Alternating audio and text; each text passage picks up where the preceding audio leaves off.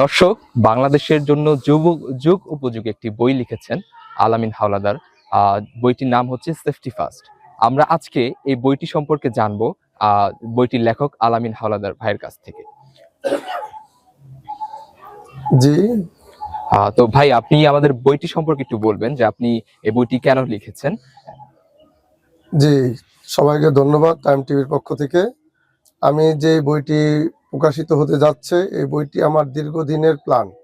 আমি বিগত 10 বছর ধরে আমি এই বইটি নিয়ে চিন্তা ফিকির এবং চিন্তা ভাবনা করে আসছি এ যাবৎ। কারণ হচ্ছে যে আমি এই বইটির ভিতরে এরকম কিছু জিনিস হাইলাইট করছি যেগুলা নিয়ে আমাদের দেশে ইতিপূর্বে কেউ কাজ করেনি।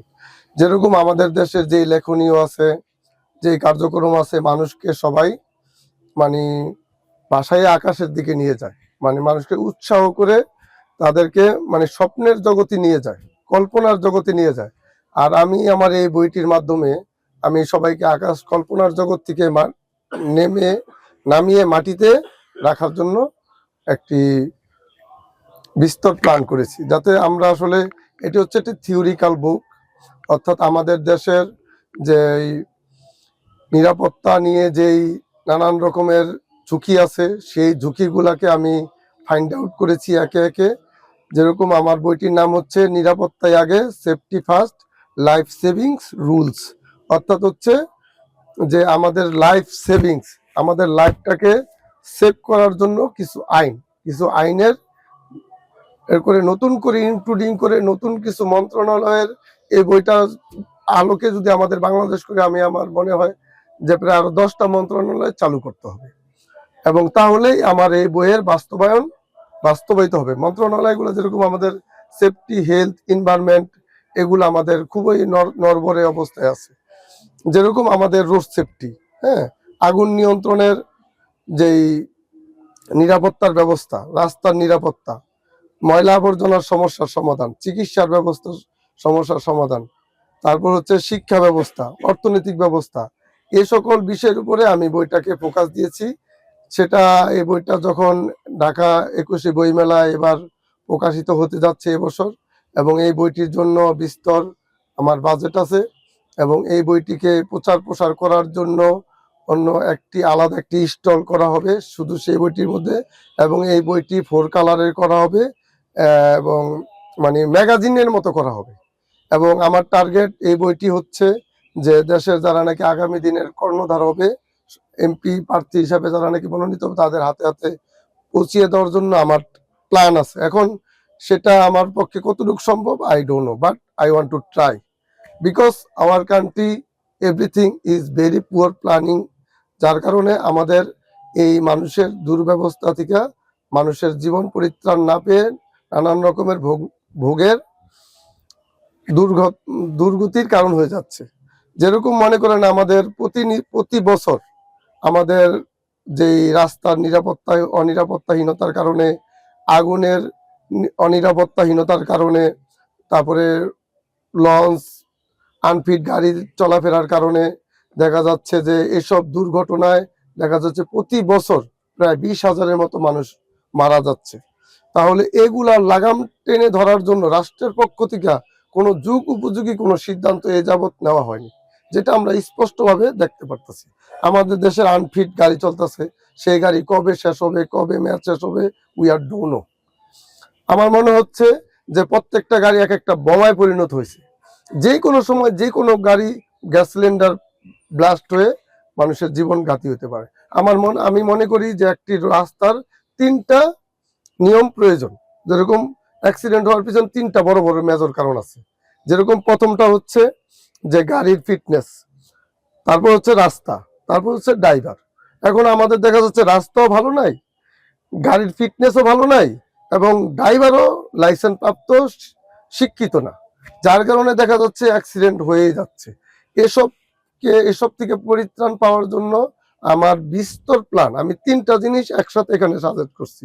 একটা হচ্ছে আমি সবাইকে বলছি যে আমাদের এই সমস্যা আছে, এবং তারপরে এটাকে যাতে পরিবর্তন করে নতুন একটি আইনের মাধ্যমে, নতুন একটি ব্যবস্থার মাধ্যমে, নতুন একটি অবকাঠামো প্রতিষ্ঠানের মাধ্যমে এটাকে সলিউশন হিসাবে আমি আইডিয়া দিছি। তো আমার আইডিয়াটা হচ্ছে যে মনে করুন যে 3R সিস্টেম, যে মানে প্রথম হচ্ছে যে রিডিউস, তারপর হচ্ছে রিসার্কেল, তারপর হচ্ছে রিসার্চ, হ্যাঁ এর ভিতরে।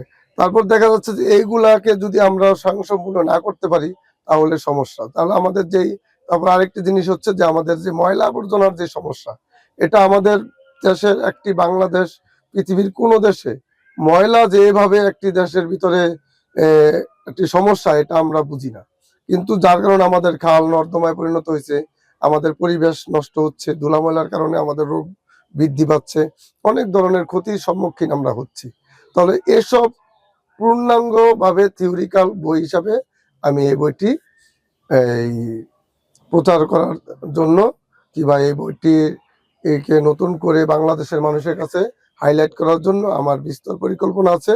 এখন আমি সেটা বলবো যে আসলে আমার জায়গা থেকে আমি চেষ্টা করে যাচ্ছি, কিন্তু যারা আমার এই বইটি দেখবে, পড়বে, কিংবা এগুলা, তারা যদি এগুলা নিয়ে না ভাবে তাহলে দেশ পরিবর্তন হবে না। তাই সবার প্রতি আমার এই আশা ব্যক্ত করতেছি যে আপনারা সবাই জানবেন, বুঝবেন, এবং আমার বইটি আপনারা সবাই সংগ্রহ করবেন। সংগ্রহ করে একটি ভালো মানের একটি বাংলাদেশ গড়ে তোলার জন্য, একটি আধুনিক একটি দেশ গঠনের জন্য আমার পরিকল্পিতভাবে, পরিপূর্ণভাবে একটি থিওরি আমি এখানে হাইলাইট করছি, যেটা এই যাবৎ এই বাংলাদেশের কেউ এ পর্যন্ত এটি করে নাই, কারণ করে নাই। যার কারণে আমি এটি যেহেতু করতেছি, আপনারা সবাই আমাকে সাপোর্ট দিবেন এবং সবাই টাইম টিভির সঙ্গে থাকবেন। এবং আরেকটি জিনিস, যে আমার এইগুলা প্রত্যেকটি ডকুমেন্টারি হিসাবে আসতেছে, এবং ডকুমেন্টারি অনেকগুলা হয়েছে। আপনারা সবাই টাইম টিভি যদি নিয়মিত দেখেন, ওইখানে আপনারা সম্পূর্ণ আপডেট পাবেন ইনশাল্লাহ। আচ্ছা, এই বইটি লেখার মূলত কারণ কি ছিল এবং কবে থেকে লেখা শুরু করলেন আপনি, এবং কেন এই বইটি চিন্তা আসলো যে আমার এই বইটি লেখা দরকার? জি, সুন্দর কথা। আসলে আমাদের বইটি লেখার আমার পরিকল্পনা আছে যে আসলে আমরা যেভাবে আমাদের মানুষের জীবন অনিরাপত্তাহীনতার কারণে মানুষের জীবন ধুকে ধুকে নষ্ট হয়ে যাচ্ছে, এবং অনিরাপত্তাপূর্ণ ব্যবস্থাপনার মাধ্যমে, হ্যাঁ, মানুষের জীবন কঠিন হয়ে যাচ্ছে। এবং আমি নিজে অবজারভেশন করে দেখেছি, নিজে গবেষণা করে দেখেছি, নিজে চক্ষু মেলে তাকিয়ে দেখেছি, আসলে এটা আমাদের দেশে অভাব। এটা নিয়ে আমাদের দেশে রাষ্ট্রের পক্ষ থেকে রেডিও, টেলিভিশনে প্রচারণা, মিডিয়া কেউই করে নাই। কেউই না করার কারণে দেখা যাচ্ছে যে মানুষ এগুলা সম্পর্কে সচেতন নয়, অসচেতন। তাই শিক্ষা মানুষকে একটি যোগ্য নাগরিক হিসাবে তৈরি করার জন্য তাদের প্রপার নলেজ দরকার, প্রপার ইকুইপমেন্ট দরকার, প্রপার কম্পিটেন্ট পার্সন ব্যক্তি দরকার। মানে এগুলা থেকে বাঁচার জন্য আমাদের দেশের মানুষের মধ্যে ওরকম জ্ঞান, শিক্ষা তারা পায় নাই, যার কারণে তারা এগুলা থেকে পরিত্রাণ পাচ্ছে না। তাই আমি এই বইয়ের মাধ্যমে একটি মেসেজ দিতে চাই, এবং এই বইয়ের মাধ্যমে একটি মানুষ যাতে নিরাপত্তাহীনতার কারণে যাতে ধুকে ধুকে না মরে। হ্যাঁ, আপনি একটা কথা বলি, ভুল আপনি বুঝে করেন আর ভুল না বুঝে করেন, ভুল আপনাকে ক্ষমা করবে না। বিষ বুঝে খান অথবা বিষ না বুঝে খান, বিষ আপনাকে ক্ষমা করবে না। আপনি ইচ্ছা করে ভুল করেন কিংবা অনিচ্ছাকৃত ভুল করেন, ভুল আপনাকে ক্ষমা করবে না। ভুল ঠিকই একটি ভুলের কারণে, একটি 1 সেকেন্ডের একটি ভুলের কারণে, 3 সেকেন্ডের একটি ভুলের কারণে তার জীবনকে কেড়ে নিবে। তাই ভুলকে জ্ঞানে পরিণত করার জন্য আমার এই চিন্তা। কবে থেকে লেখা শুরু করেছিলেন এই বইটি? আসলে এই বইটি আমার দীর্ঘ 10 বছর ধরেই আমার পরিকল্পনা। আমি তো এই যাবৎ মাঝখানে অনেক ধরনের কাজ করেছি, অনেক গান বের করছি, এবং কয়েকটি বই বের করেছি, মুসলমানদের দায়িত্ব কর্তব্য, জাগো তরুণ প্রজন্ম, মা আমাকে পথ দেখাও। আর এর আগে থেকে আমার এই চিন্তা, কিন্তু এখন আমি মনে করলাম যে এখন আমার সময় হয়েছে, এবং পূর্ণাঙ্গভাবে একটি মেসেজ দেওয়ার যুগ উপযোগী সময় সিদ্ধান্ত এসেছে, তাই আমি এটা করছি। আসলে এটা লং টাইম প্রসেস এবং লং টাইম চিন্তা চেতনা মাধ্যমে আমার একটি চিন্তার ফসল। আচ্ছা, আপনার এই সেফটি ফার্স্ট বইটি, যেটা মানুষের আসলে খুবই প্রয়োজন, এই বইটি আমরা কবে হাতে পাচ্ছি বা এটা কবে বাজারে ছাড়ছেন? জি, এই বইটা আমরা এই বছর বইমেলায় 2026 সালের যে বইমেলা নির্বাচনের পর থেকে শুরু হবে। প্রতি বছর তো ফেব্রুয়ারি শুরুতে হয়, এবছর আমি যতটুকু জানি নির্বাচনের পর দিয়ে বইমেলা শুরু হবে এবং এই বইমেলায় এই বইটি পাবেন এবং এই বইটি প্রকাশিত হতে যাচ্ছে লোকমান প্রকাশনীর পক্ষ থেকে এবং এই বইটির জন্য আলাদা একটি যা স্টল থাকবে এবং এই বইটির জন্য আমরা যে প্রচারের জন্য লিফলেট থাকবে, ফিস্টন থাকবে, ব্যানার থাকবে এবং বিলবোর্ডও আমাদের জন্য করার জন্য আমরা চেষ্টা আছে এবং এছাড়াও মানে বাসে বিভিন্ন জায়গায় আমরা স্টিকার লাগিয়ে দিব যাতে বইটি সবার হাতে হাতে পৌঁছিয়ে যায়। টাইম টিভি বাংলা, সত্যি উন্মোচনের অঙ্গীকার।